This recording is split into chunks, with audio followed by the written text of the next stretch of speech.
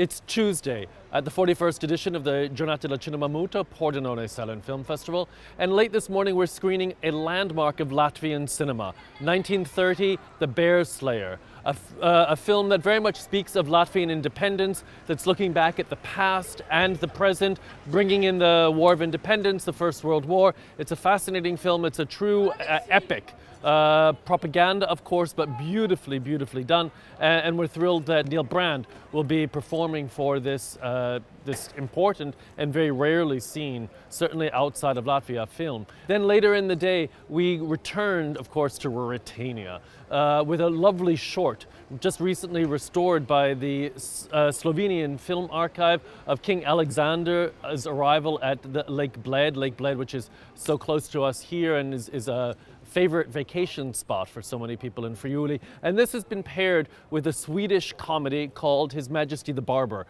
I'm not going to ruin either the Swedish or the German title because it's a Swedish-German co-production, but it's a charming, popular comedy which fits into so many of the themes that we've been talking about in terms of Ruritania. And this too is an almost never seen film that stars a man who was known as the Swedish Valentino, Ruda Valentino, even though he's actually from Chile, and then later on became a muse, so to speak, for people like Jean Cocteau in France.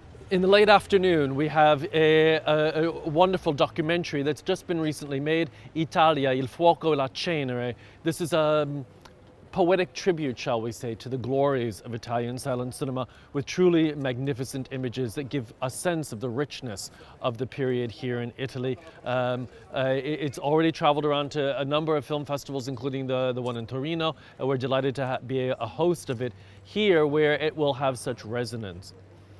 Then in the evening, we have one of the highlights of the Norma Talmadge program, The Lady. This is a film directed by Frank Borzaghi that really shows off Talmadge's terrific range. She starts off as an older woman, then it's a flashback structure that goes back to her past, so we understand why she wound up where she does towards the end. It's a beautifully sensitive rendition, a moving drama, and with John Sweeney at the piano, how can you go wrong?